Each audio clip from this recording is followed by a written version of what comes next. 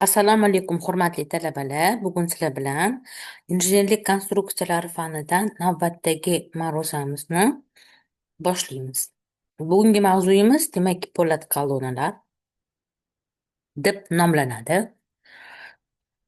Qurilish amaliyotida siqilishga ishlaydigan konstruksiya elementlari ustunlar yoki kolonnalar deb ataladi. Kolonnalar aksariyat hollarda yog'ochdan, metalldan va temir betondan tayyorlanishi mumkin. Po'lat kolonnalar karkasli ishlab chiqarish binolarini asosiy yuk ko'taruvchi elementlardan biri hisoblanadi. Bundan tashqari ular sanoat binolarining ish maydonlarida, ko'prik konstruksiyalarida, estakadalarda ham keng qo'llanilib keladi. Demak, quyidagi ishlab chiqarish binolarida sizlar po'lat kolonnalarni rasmda ko'rishingiz mumkin bo'ladi. Bu esa demak po'lat estakadalar, bu yerda ham demak mana ko'rib turibsizki, kolonnalardan foydalanib konstruksiyani qurishgan. Xo'p. Endi po'lat kolonnalar yuklanishiga ko'ra ikki turga bo'linadi. Markaziy hamda nomarkaziy yuklangan. Markaziy yuklangan kolonnalar ko'pincha binolarning ora yopma va yopmalarini ko'taruvchi elementlari sifatida qo'llaniladi. Nomarkaziy yuklangan kolonnalar esa ishlab chiqarish binolarini po'lat karkaslarida asosiy ko'taruvchi elementlardan biri hisoblanadi. Odatda po'lat kolonnalar tuzilishiga ko'ra 3 ta qismdan tashkil topadi. Mana buni rasmda ham ko'rishimiz mumkin. Tepa demak bu bitta rasm kolonnani demak ikkita tomondan ko'rinishi. Tepa kuch turgan joy bu kalla qismi hisoblanadi. Ustuni ya'ni bu stержень deb nomlanadi va eng pastki qismi baza deb nomlanadi. Demak, mana shu asosiy 3 ta qismdan tashkil topadi kolonnamiz. Kolonnalarning kallak qismi, uni yuqori qismi hisoblanadi. Hozir ko'rdik. Va unga yuqorida joylashgan konstruksiya elementlari asosiy to'sin bo'lishi mumkin, yopma yoki ora yopma elementlar tayanadi. Kolonna stержeni uni asosiy yuk ko'taruvchi qismi hisoblanadi va kallak qismi orqali uzatilayotgan yuklarni qabul qilib, ularni kolonna bazasiga uzatib beradi. Kolonna bazasi esa demak stержен orqali uzatilayotgan yuklarni qabul qilib, ularni poydevorga uzatib beradi. Xo'p, po'lat kolonnaning asosiy turlarini mana bu rasmda ko'rishimiz mumkin bo'ladi. Ishlab chiqarish binolari kranlari bilan ta'minlash talab etilmasa yoki ular faqat osma kranlar bilan ta'minlansa, ularning kolonnalari o'zgarmas yaxlit kesimli deb baholanadi. Agar ishlab chiqarish binolari yuk ko'tarish qobiliyati nisbatan kichik bo'lsa, ko'priksimon kranlar bilan ta'minlash talab etilsa, bunaqa holatlarda ham demak ko'ndalang kesim o'zgarmas yaxlit yakka konsolli kolonnalardan foydalaniladi. Bunda kranlardan tushayotgan yuk kolonnalarga ularni konsol qismiga joylashtirilgan kran osti to'sinlari orqali uzatiladi. Loyihada ishlab chiqarish binolariga yuk ko'tarish qobiliyati nisbatan katta bo'lgan ko'priksimon kranlar qo'yilishi rejalashtirilgan bo'lsa, odatda noyaxlit kesimli pog'onasimon kolonnalardan foydalaniladi. Demak, birinchi rasmda markaziy, ikkinchi rasmda nomarkaziy kranlarni ko'rishimiz mumkin bo'ladi. Po'lat kolonnalar ko'ndalang kesimiga ko'ra ikkita turga bo'linadi. Birinchisi yaxlit kesimli, ikkinchisi noyaxlit kesimli. Yaxlit kesimli po'lat kolonnalarning afzalligi shundan iboratki, ularni tayyorlash texnologiyasi birmuncha sodda va narxi ham nisbatan kichikroq bo'ladi. Asosiysi shundan iboratki, yuk ko'tarish qobiliyati bevosita ortiqcha metall sarfi bilan bog'liq bo'ladi va ikkita asosiy o'qi X va Y o'qiga nisbatan ustuvorligi bir xil bo'ladi. Noyaxlit kesimli po'lat kolonnalarning afzalligi shundan iboratki, ularning stерженlari bir necha alohida elementlardan tashkil topadi.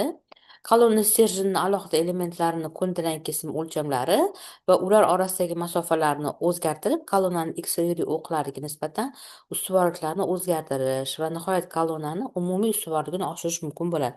Rasmda siz ko'rishingiz mumkin, mana bu yerda yaxlit kesimli po'lat kolonnalar bir butun yaxlitda, bular masalan X, Y o'qi bo'yicha ham simmetrik. Ya'ni simmetrik bilamizki, bu o'sha qatlaganda ustma-ust tushadi. X o'qi bo'yicha ham, Y o'qi bo'yicha ham bir xil. Ya'ni bitta butun yaxlit bo'lib chiqadi bular. Noyaxlitlar esa mana ikkita, uchta yoki to'rtta bo'lishi mumkin. A, B, V, Glarda demak Schuyler qo'sh davr o'nliklardan tashkil topgan bo'lsa, pastdagilarda demak D bilan Yda alohida bitta elementlardan birlashtirib qurilgan hisoblanadi. Endi po'lat kolonnalarni biriktirish usullari ikki xil: yoki hovonlab, yoki plastikalar bilan yopishtirish mumkin bo'ladi. Buni demak, siz bu rasmda mana D bilan Yda ixtiyoriy ravishda siz joylashtirishingiz mumkin bo'ladi. Masalan, burchaklarni o'zingiz tanlashingiz mumkin. Mana 45, 50, 60 gradusgacha. Hovonlab degani mana shu. Demak, hovonlari bilamiz. Fermalarni ham hovonlari bo'ladi. Mana bu uchburchak qilib turgan narsalar buni hovonlari bo'ladi. Plyonkalar degani mana bu D rasmdagi plyonkalar. Mana birinchi rasmda D rasmi birinchisi demak payvandlangan. Ikkinchisida esa bo'lti birikmalar orqali hovonlab biriktirilgan. Bunda metall sarf sezilarli darajada o'zgaray yo'qoladi, lekin noyoqlik kesimli po'lat kolonnalar ham ma'lum bir kamchiliklarga ega. Bulardan eng asosiylari noyoqlik kesimli po'lat kolonnalarni tayyorlash texnologiyasi yaxlit kesimli po'lat kolonnalarga nisbatan birmuncha murakkabroq va sermehnat bo'ladi. Shu bois ham bunday kolonnalarning tannarxi nisbatan yuqoriroq bo'ladi. Po'lat kolonnalarning bazasini asosiy turlari va konstruktiv yechimlari. Po'lat kolonnaning bazasi uni eng pastki qismi bo'lib, kolonna stержeni orqali uzatilayotgan barcha yuklarni qabul qiladi va ularni o'zi tayangan poydevorga taqsimlab beradi. Demak, po'lat kolonnani poydevorlariga o'zlarini bazalari orqali ma'lum bir usullarda mahkamlanadi. Po'lat kolonnaning bazalari o'z konstruksiyasiga ko'ra poydevorga biritish usuliga ko'ra ikki turga bo'linadi: sharnirli hamda bikir. Mana bu rasmda demak sizlar po'lat kolonnalarning bazalarini ko'rishingiz mumkin bo'ladi. Mana bu esa demak o'rnatish sxemasi. Mana xuddi shunaqa tartibda o'rnatiladi.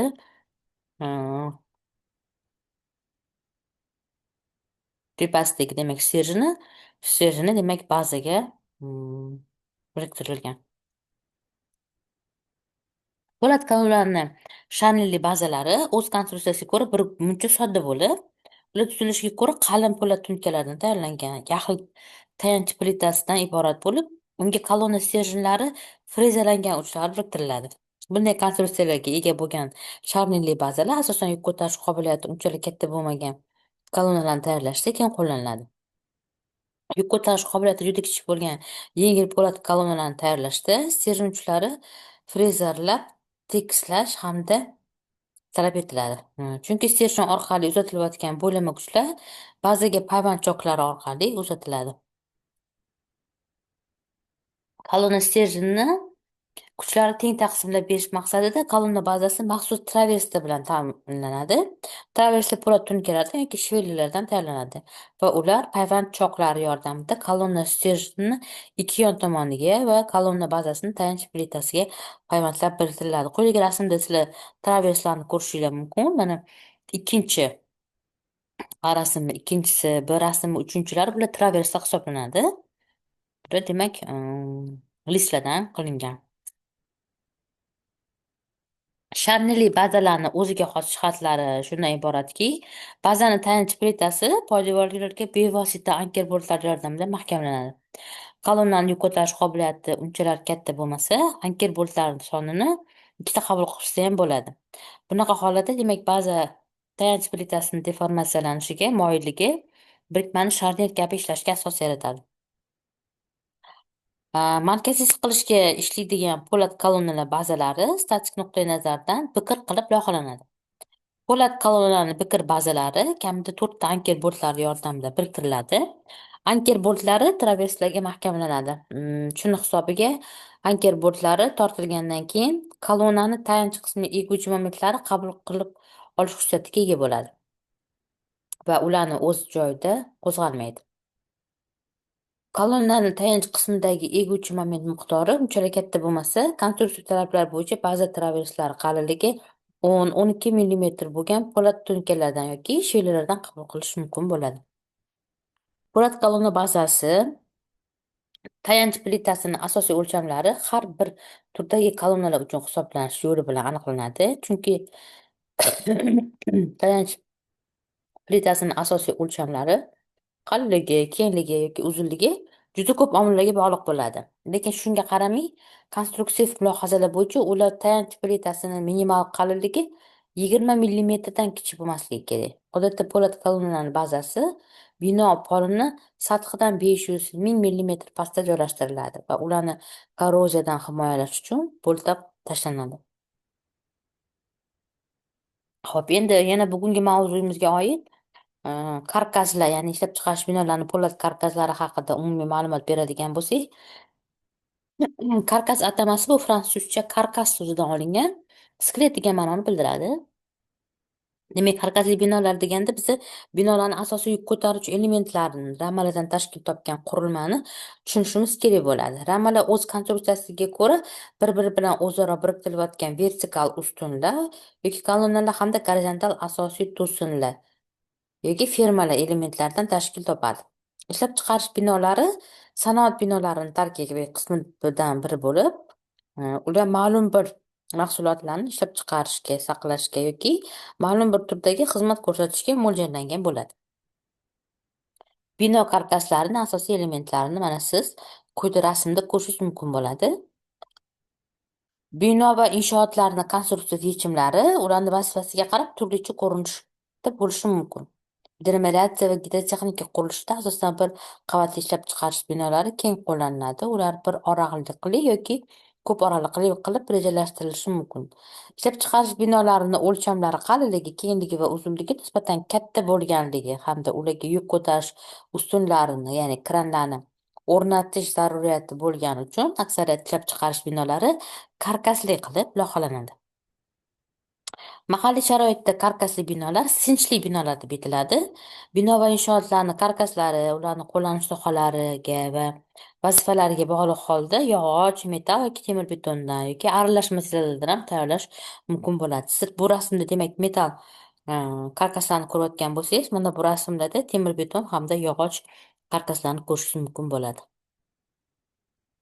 Bino va inshootlarni karkaslarini qanaqa materialdan tayyorlash loyiha variantlariga texnik iqtisodiy taqqoslash yo'li bilan aniqlanadi.